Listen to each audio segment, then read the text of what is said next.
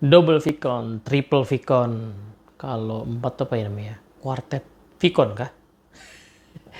Ya pokoknya eh, belakangan ini mungkin teman-teman ngalamin juga ya. Banyak orang yang makin sering tuh ya ngalamin yang namanya double Vicon. Atau kalau bukan dia yang mengalami ya, tapi dia yang lagi mimpin satu sesi online gitu barangkali, lalu pesertanya pada double Vicon atau triple Vicon.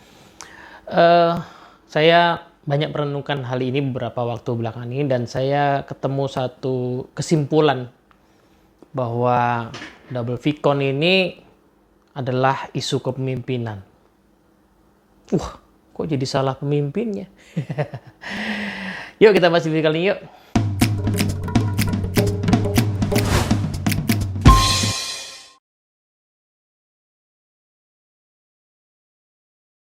Oke, assalamualaikum warahmatullahi wabarakatuh. Halo teman-teman semua, ketemu lagi di Dunamis Insight ya. Kali ini kita mau bahas fenomena double, triple atau lebih dari itu Vicon gitu ya. Nah, artinya kalau lebih dari itu berarti device-nya banyak banget ya. Ya nggak cuma 2 atau 3 gitu kan. Nah, kenapa saya nyorotin hal ini? Karena sepertinya udah pada tataran yang mengganggu sekali sih. Mengganggunya bukan karena misalnya saya sebagai fasilitator gitu ya, kemudian pesertanya pada sibuk sendiri. Bukan hanya poin itu saja, tetapi menurut saya pada saat kita mengalami hal seperti ini, apa iya ya yang kita kerjakan itu optimal?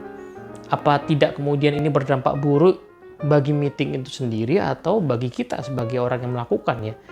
Saya pernah nyobain soalnya, saya nggak nyampe triple sih, cuma double. Jadi ada satu meeting, saya ikut meeting itu, lalu saya ada kuliah di device yang satu lagi. Nah, padahal situasi saya adalah di meeting itu saya pasif, benar-benar pasif ya. Jadi saya tidak pay attention dan saya lebih pay attention ke yang salah satu. Itu aja kepala rasanya udah pusing banget gitu. Ya kan, saya nggak tahu apakah ada orang yang sanggup ya. Mungkin tidak seperti saya, tetapi dua itu aja, padahal sebenarnya fokusnya hanya ke salah satu, itu sudah pusing banget. Nah, apalagi lebih dari itu kan. Artinya hasilnya nggak akan optimal ya, dua-duanya nggak optimal. Akhirnya saya putuskan untuk tidak mengikuti yang satu gitu. Nah, lalu secara reflektif saya coba mendalami ini sebenarnya masalah apa sih ya. Karena jelas ini bukan situasi yang ideal. Kita nggak bicara situasi double atau triple Vicon yang memang darurat ya. Jadi kita nggak bicara yang darurat, kita bicara yang memang udah menjadi kebiasaan. Saya pernah fasilitasi kelas 7 sesi, jadi kita ketemu 7 kali. Rentangnya juga nggak langsung, nggak 7 hari langsung gitu ya. Ada 3 hari di minggu ini, 3 hari minggu depan gitu ya. Artinya ada jeda-jeda lah ya. Yang di ketujuh-tujuhnya sesi itu peserta selalu, bahkan bukan cuma 1-2, tapi mungkin di atas 30% itu pasti lagi triple Vicon gitu. Nah ini kan menurut saya sudah bukan lagi darurat ya, ini sudah merupakan sebuah kebiasaan. Pertanyaannya apa yang membuat ini terjadi? Karena ini jelas bukan kondisi yang ideal ya untuk semua pihak yang ada di situ. Ya. Nah, sementara itu kalau kita berkaca ya kepada pengalaman kita pada saat meeting, pertemuan, kelas itu masih dilakukan secara on-site atau face-to-face, ketemu langsung ya. Kita kan nggak mungkin ada di dua ruangan ya, sehingga pada saat kita terima undangan yang bentrok jadwalnya, pasti kita putuskan untuk ikut salah satu. Dan untuk itu kita misalnya mengatakan kepada pengundang yang satu lagi bahwa kita nggak bisa ikut. Ya, kalaupun ya kita diharuskan ikut, maka kita eskalasi ya ke pimpinan kita. Misalnya kalau kasusnya orang yang lagi kerja ya di kantor, maka kita eskalasi ke pimpinan kita, saya harus ikut yang mana nih? Dan akhirnya pasti diputuskan untuk ikut salah satu. Nah, mengapa hal itu tidak terjadi di situasi sekarang? Mengapa kok seperti ada pembiaran, ada pemakluman ya, bahwa biasa kok yang namanya double triple Vicon itu. Nah, menurut saya ini penyebabnya ada beberapa dan nanti saya terangkan kenapa ini isu kepemimpinan. Nah, hanya saja mungkin definisi kepemimpinan yang saya pakai lebih luas, tidak hanya dalam artian kepemimpinan itu urusan antara saya sebagai tim leader, manajer, GM, direktur kepada tim saya, tetapi saya juga sebagai pemimpin diri saya sendiri gitu ya. Nah, mari kita lihat beberapa angle ya. Pertama paling gampang tentu dari angle kita yang menerima undangan. Ya, kita yang harus menghadiri double atau triple Vicon itu. Berarti kan saya tidak bisa secara terbuka atau tidak mau secara terbuka mengatakan bahwa saya terima 2 dan saya perlu pilih salah satu. saya berarti mengatakan bahwa saya bisa mengikuti dua-duanya. Either itu karena saya merasa mampu, atau saya nggak enak aja ngomongnya, atau nggak berani ngomong. Jadi saya iyain aja. Jadi 2 pengundang atau 3 pengundang ini, satu sama lain tidak menyadari bahwa saya sebenarnya tidak full attention. Biarlah begitu gitu ya. Saya malas untuk ngomong-ngomong gitu. Saya ragu-ragu untuk ngomong-ngomong. Terus saya takut untuk ngomong-ngomong, mengatakan bahwa sorry nggak bisa datang, saya udah ada yang ini dan saya perlu pay attention di sini. Karena itu artinya saya nggak perlu pay attention di sana gitu kan. Nah, itu yang sepertinya tidak terjadi ya. Tapi pertanyaan di balik itu adalah kenapa? Kenapa itu tidak terjadi? Ya penyebabnya mungkin ada beberapa juga. Satu, mungkin saya nggak enak, saya takut, saya khawatir. Ada konsekuensi tidak nyaman pada saat saya harus memilih salah satu atau menolak salah satu, ada konsekuensi nggak nyaman. Atau yang kedua adalah saya sendiri tidak punya prioritas. Jadi saya juga nggak bisa nentuin mana yang harus saya ikuti. Jadi kalau saya kenyataannya terima 3, ya saya terima 3-tiganya.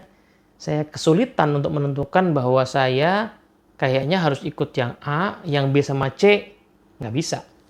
Karena yang A ini prioritas saya. Sepertinya saya punya kesulitan menentukan itu. Gitu. Jadi ada 2 penyebab paling tidak ya. Saya nggak berani ya. Saya nggak mau mengambil konsekuensi ketidaknyamanan, atau yang kedua saya nggak punya prioritas sehingga saya sendiri nggak bisa nentuin. Ya boro-boro saya berani ngomong kan, karena untuk bicara kan saya perlu kasih reason. Yang untuk mengatakan bahwa saya nggak bisa datang ke situ ya, saya perlu kasih reason, dan reason itu saya nggak punya karena saya nggak punya prioritas. Jadi ini adalah isu self-leadership, isu kepemimpinan diri.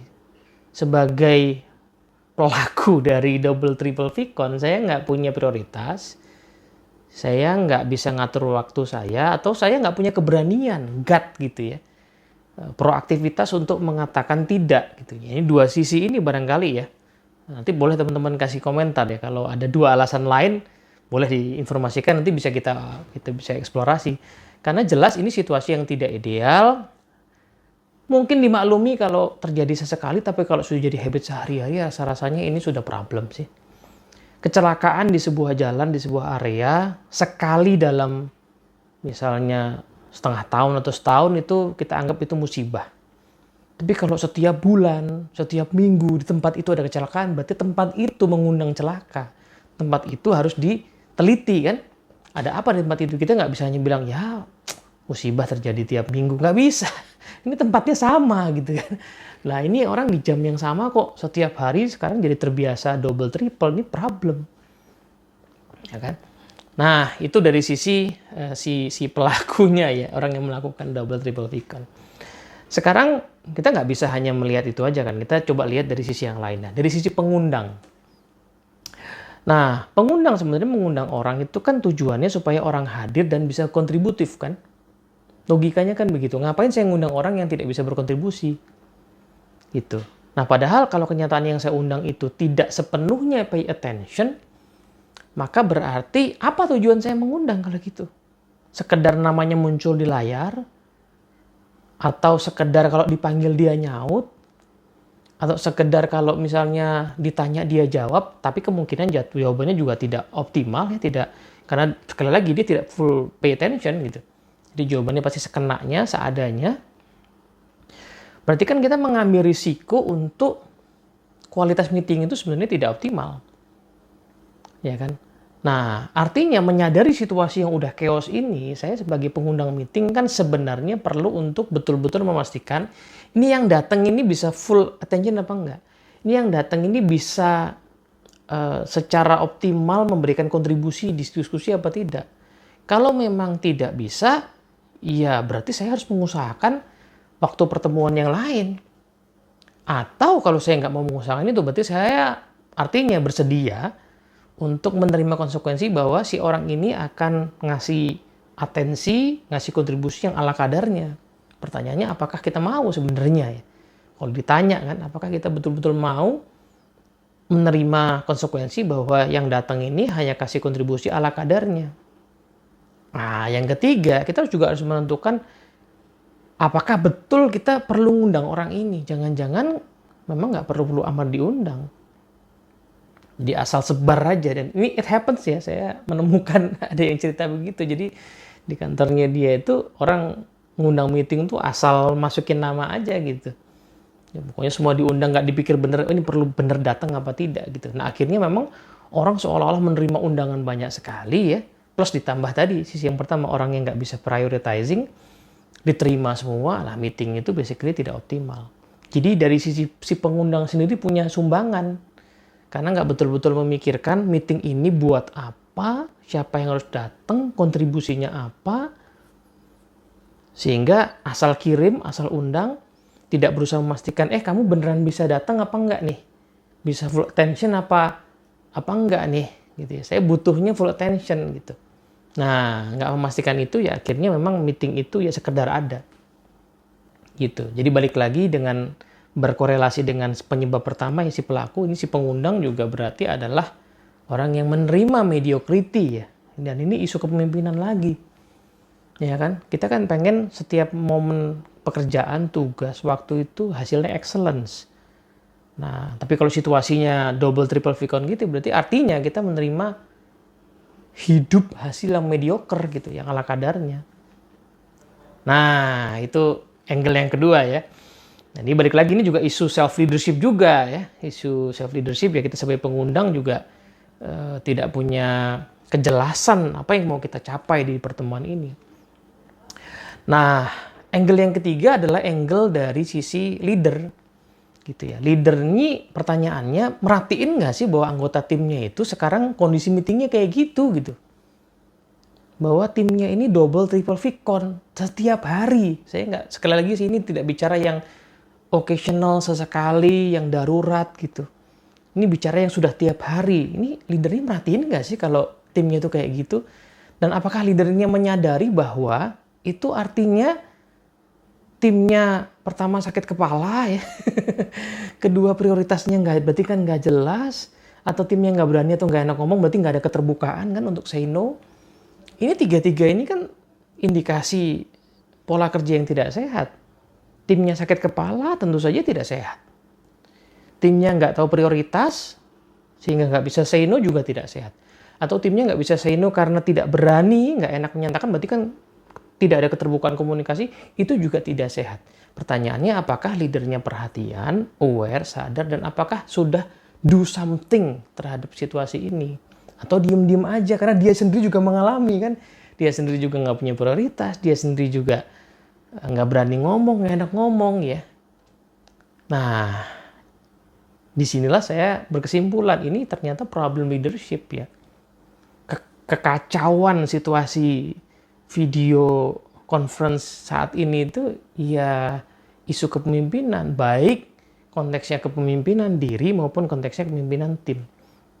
Sebagai individu kita kesulitan memimpin diri kita, tapi sebagai pemimpin tim juga kita kesulitan memimpin tim kita. Berarti nggak peka terhadap timnya, berarti tidak punya prioritas yang clear.